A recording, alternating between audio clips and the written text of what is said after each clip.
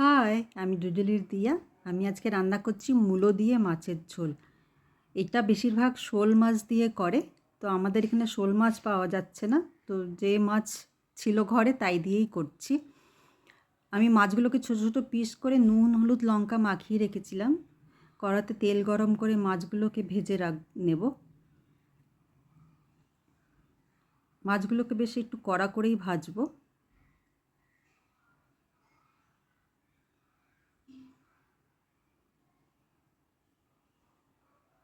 মাছ ভাজা হয়ে গেছে। এই তেলেই আমি 2-3টে তেজপাতা দেব, 2টো শুকনো লঙ্কা দেব, আর 2 টুকরো দালচিনির দেব।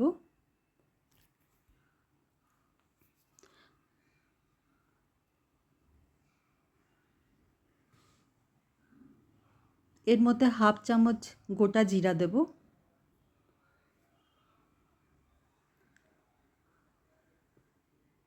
জিরেটা ফুটে উঠলে আমি আলু কেটে রেখেছিলাম, সেই আলু আমি খোসা শুদ্ধ আলু দিচ্ছি।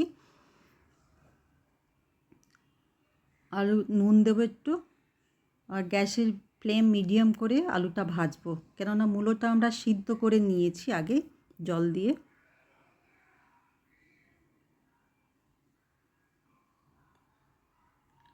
এবার মূলোটা দিয়েও ভাজবো সাথে।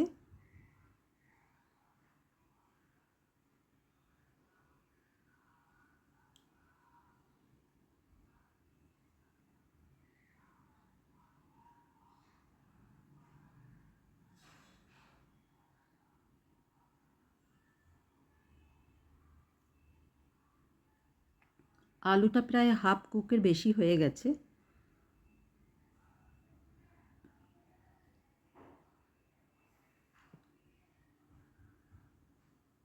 কিছুটা আদা আমি ঘষে দিয়েছি, তোমরা বাটাও দিতে পারো। কয়েকটা কাঁচা লঙ্কা দেব।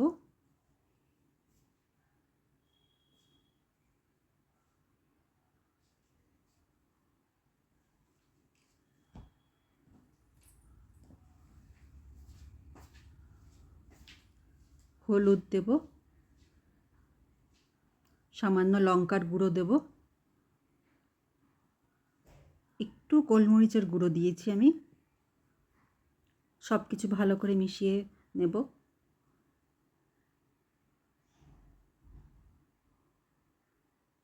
একটু জল দিয়ে মশলাটা কষাবো।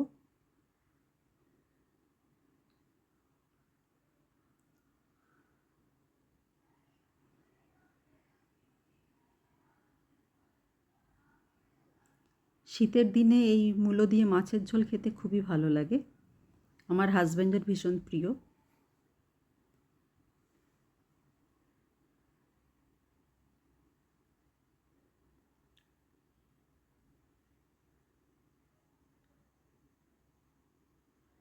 মশলা প্রায় কষানো হয়ে গেছে, আমি গরম জল দিয়ে দেব।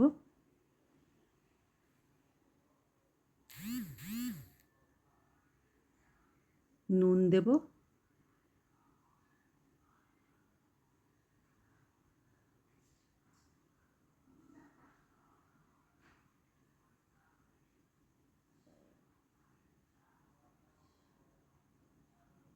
গ্যাসের ফ্লেমটা একটু কমিয়ে ঢেকে দেব।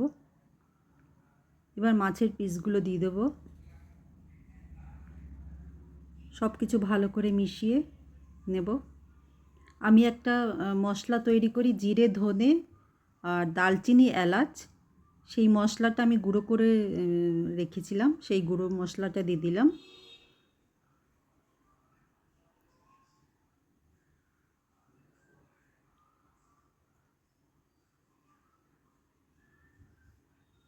ভালো লাগলে লাইক কমেন্ট শেয়ার করো, আমার চ্যানেলটা সাবস্ক্রাইব করে নিও।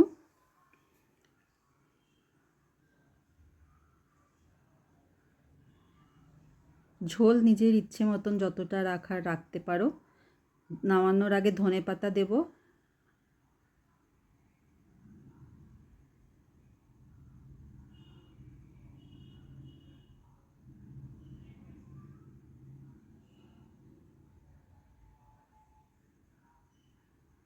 নুন টেস্ট করে নিও, নুন যদি লাগে। আমি একটু চিনি দিলাম, অপশনাল।